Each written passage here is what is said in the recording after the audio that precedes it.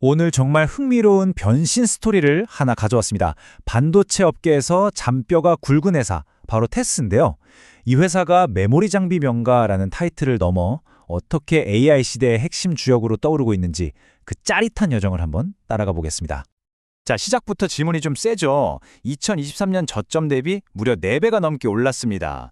이게 그냥 시장이 좋아서, 운이 좋아서 오르는 수준이 아니거든요. 그야말로 폭발적인 성장인데 도대체 이 회사에 무슨 일이 있었던 걸까요? 네, 정답은 바로 이겁니다. 간단히 말해 회사의 정체성을 아예 바꿔버린 거죠.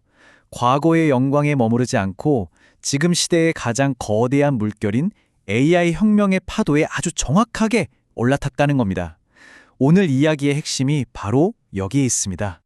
그럼 본격적으로 이 회사가 도대체 뭐라는 곳인지 그 본질을 한번 제대로 파헤쳐보죠.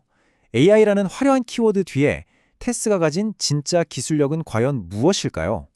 자, 한번 들어가 보시죠. 이 자료를 딱 보시면 이 회사는 여기서 돈을 버는구나. 바로 감이 오시죠. 매출의 82%, 정말 압도적인 비중이 증착 장비에서 나옵니다.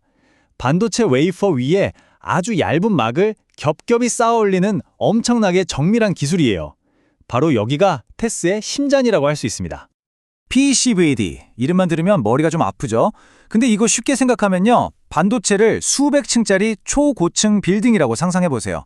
PCVD는 그 빌딩의 각 층을 아주 얇고 균일하게 오차없이 까는 기술입니다. 층이 높아질수록 아주 작은 실수 하나가 빌딩 전체를 무너뜨릴 수 있잖아요. 그래서 이 증착 기술의 정밀도가 반도체 성능 그 자체를 결정하는 겁니다. 테스가 바로 이 분야의 세계적인 강자인 거죠.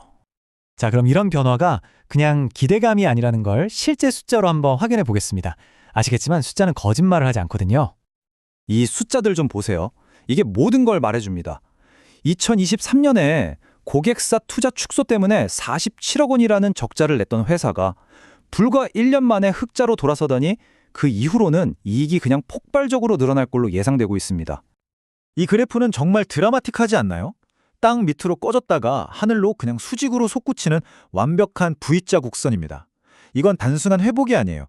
회사의 체질 자체가 완전히 바뀌고 있다는 아주 강력한 증거죠. 그리고 이 모든 성장의 뒤에는 든든한 맷집이 있습니다. 부채 비율이 11%대, 이건 뭐 거의 빚 없이 장사한다는 얘기거든요. 외부 상황에 흔들리지 않고 스스로의 힘으로 계속 연구하고 투자할 체력이 있다는 뜻입니다. 정말 탄탄하죠. 자, 그럼 이제 이 모든 이야기의 심장부로 들어가 보겠습니다. 도대체 AI가 어떻게 테스를 이렇게까지 바꿔놓은 걸까요?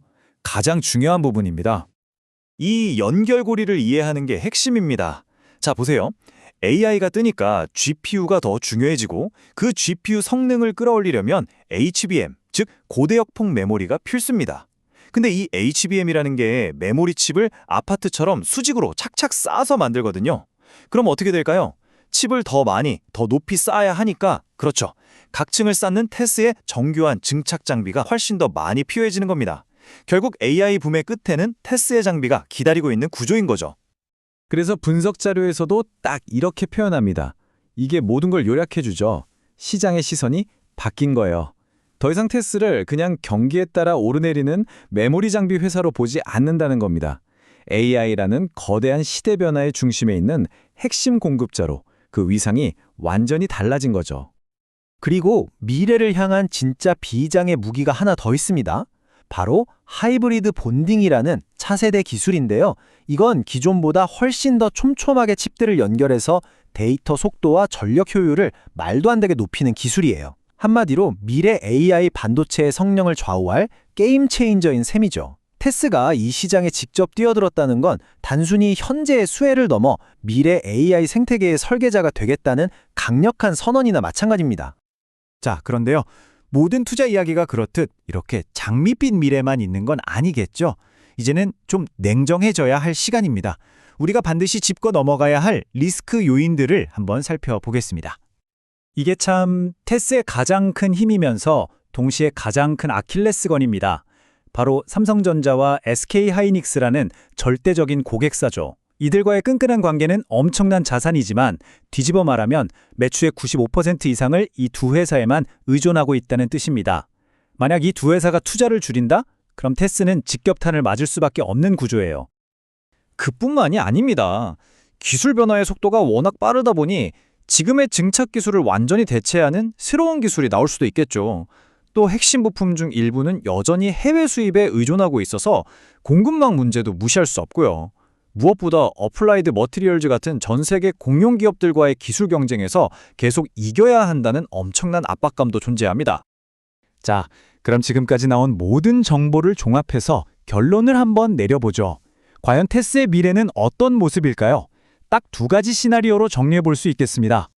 최고의 시나리오는 이렇습니다. AI로의 전환이 완벽하게 성공하고 하이브리드 본딩 같은 신기술로 시장을 지배하면서 명실상부한 글로벌 AI 리더로 우뚝 서는 거죠.